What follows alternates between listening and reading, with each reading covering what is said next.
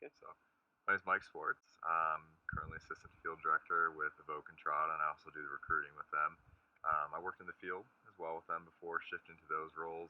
And back in 2010, I got my start in wilderness therapy, working for Red Cliff Ascent as a field instructor. Why'd you decide to come out and work in wilderness therapy? Yeah, why did I come out to wilderness therapy? Initially, I came out to wilderness therapy because someone told me I could have a job working 8 days and have 6 days off, and I'd have the greatest climbing adventures ever. And so I looked at a map and saw that Southwest Utah was a great place to land, and that was more of a self-fulfilling prophecy at that point. And I think more important to me is why I ended up staying in the industry. And it was hard to be out in the field and not see the change happening, not just secondhand, but firsthand inside of myself. And it became almost an addiction to want to be around that, to be around an environment that's challenging and difficult, that pushed people out of their state of equilibrium, where I think most people want to stay there because it's comfortable, it's safe, it's our little shelter in a bubble. And to realize that this tool we had to be in wilderness was a gift that we could give to someone to break them out of that shell and allow them to experience what it's like to be uncomfortable, to be challenged. And I think from that, we create this equation or algorithm for growth and positivity and change in someone. How did that happen with you? How did that happen with me? Yeah. Yeah. It happens to people, right? Other Yeah, people. it does. It happens to people. I think wilderness was the first time in my life. I was 20, 21, 22 years old. It was the first time that I woke up and realized I could be who I wanted to be. I didn't have to be who I thought others wanted or needed me to be. And I think that looked like going through high school and being told that I'm going to go to college, and after college I'm going to get a job and I'm going to do those things. And the media and influences of I'm going to be a college kid, I'm going to go to party, I'm going to do all those things. That's what I thought was expected of me. And to find myself in southwestern Utah in the middle of the woods with a bunch of individuals exploring who they are, I found myself exploring who I was and asking myself similar questions. Who do I want to be, and what does that look like? And since then, I've been able to almost design my own path, and that's not something that I ever experienced up until that point in my life. So what did you discover? Who are you? What did I discover? Man, who am I? I think it's a journey that I'm still experiencing, and I'm challenged by it daily. I think I find out the answer, and I become comfortable with that version of myself, and then the world tells me differently.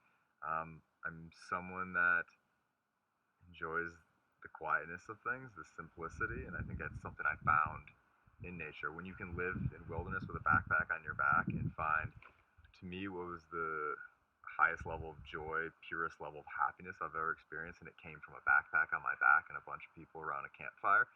It taught me that I don't need any of those extra things, and if I have them in my life, it's because I've chosen to have them in my life. So I think that's the type of person I am. I think I really found myself evaluating the things in my life, the people in my life, and making sure that when I bring them in my life, it's something that makes sense to me and not just something that is happening for the sake of I think it should be happening. Mm-hmm. So, yeah. So in your role now Mm-hmm. as an assistant field director, um, well, say a little bit about your work with instructors that are currently in the field. Yeah, so that's been an interesting transition for me actually. I left the field about a year ago at this point, year and a half ago, somewhere along there, and it wasn't something I was expecting to do at that time. I was kind of committed to I want to be in it for the long haul and be out in the field. And I think what made that transition for me is the work that I was going to be able to do with the staff. Because I think that to me is where a lot of the magic is happening, is the people that we're bringing into this industry, the people that are out in the field and they're making those changes, whether it's in themselves or in the people that they're working with. And so my work that I get to do with staff currently is a lot of one-on-one development with them. And that can be a really challenging process for both me and for them. I'm getting to interact with another human, and hopefully it's on a really human-to-human level. So I'm getting to look at barriers that they put up and figure out with them how we can break some of those barriers down. Through the work in the field, it can be triggering for people. A lot can come up, ghosts that we keep locked away, or skeletons in our closet, things that maybe we didn't even realize still have some emotional trauma and causes those triggers. And so that's a lot of the work that I think I do at this time, is looking at those with staff, and similar process that we would do with clients, guiding them through that. And ultimately hoping that they can figure those things out for themselves, but being maybe in a lot of those cases a sounding board for them. Um, yeah. So that's a, I mean, that's an interesting role, Hmm. right? An important role, and it's not all that common to have somebody doing that on that level with staff. So what's the effect of doing this kind of work with the staff? What sort of effect does that create for the students in the field? Yeah, I think a lot of the conversations that we get to have with staff are addressing the realities of the job, that it can be challenging when you're out there for that time frame. Things are going to come up. And my hope in being in that role and allowing staff to process those pieces with me and work through that is that we're hopefully creating an individual or helping someone get to a point where they can be out in the field and they've worked with their triggers. They understand those things and that they're able to then help facilitate that growth and that change in other people, right? And I think if we have people out in the field that are overly triggered by what's going on, I think that makes them less effective at what they're doing because they're needing to work on themselves. And they also need to be helping support a process for the clients that are out there. Um, and that can be a challenge because the work requires us to be sensitive and focusing on the people that are out there. And oftentimes staff will check and be like, yeah, I realized like the whole week, like I work in this job and I couldn't understand what my emotions and feelings were because I was really focused on them. So I think it's this role of bringing them back to themselves and realizing even like I think a medical situation, right? Like the first responder is the most important person in that situation. If they're sacrificed or compromised in any way, are we going to be able to help the rest of the people in that group? Probably not. So I think that's why I appreciate that role. Did you have anybody in that role for you when you were working in the field? Um, I think yeah, here I've had that. I've had different mentors as well, whether it was at Redcliffe or with Evoke, that were able to be that person to me that I could come to, that I could build that relationship with. And I think at both Evoke and when I was working at Redcliffe, those relationships were what has kept me in this industry. The work is hard, and I love every bit of it. And to have those people there to help me continuing to grow. I mean, there's moments where I think all of us, even if we are motivated individuals that want to continue to push ourselves, we hit these roadblocks, and it's like, what's going on for me? Where do I go from here? And to be able to have that person to have those conversations with and reach out to, um, is what's helped me have longevity in being in this industry. So if you were going to encourage someone to reach out for that mentorship or also to be that mentor type person for somebody else, would you talk to both sides of that? Like Yeah. what do you need to be? Who should you be looking for as far as for a mentor? And Instantly, I'm thinking of this group that we run in the field, comes sometimes called the perfect parent, right? And I think as we grow up, our parents do the best that they can, and they fail all of us, right?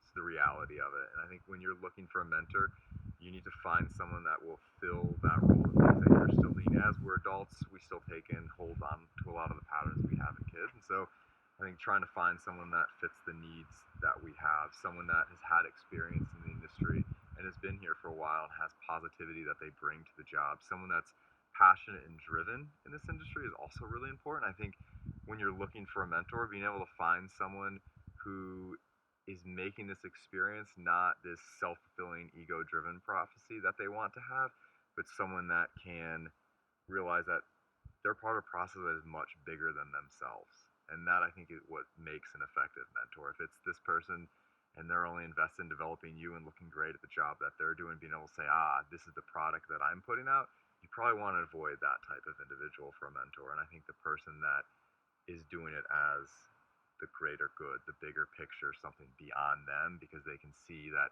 what they're doing to help support this person ultimately helps support the client, which then also helps to support that family dynamic. And every one of those people who they interact with also helps those people. if you've got somebody that's got the capacity to be a mentor, Yeah. right? What should they be looking for somebody that might be a good person for them to reach out to? Yeah, I think in general, I think of what a new staff looks like when they come into the industry, and sometimes it's like deer in the headlights. Like, all right, I moved out west, or I moved to wherever this job is at, and we got sometimes like the Alexander Supertramp thing going on. Like, I packed my car up and I moved out here, and what am I doing now, right? Like, this can be challenging. I'm so excited. I think looking for that deer in the headlights and being able to provide direction for someone. I think at times people have a lot of energy and passion about what they're doing, but they don't have that direction of where they can go with it. And so looking for that person. Maybe they're not the one asking questions. I think the ones that are asking questions, they may have a little bit of a jump start on what they're doing and where they want to be. And someone who's new to the industry, maybe they don't know the right questions to ask. So I think as a mentor, looking for those individuals and providing that guidance and looking for people that, to me, I think I've already mentioned, like people that aren't speaking up.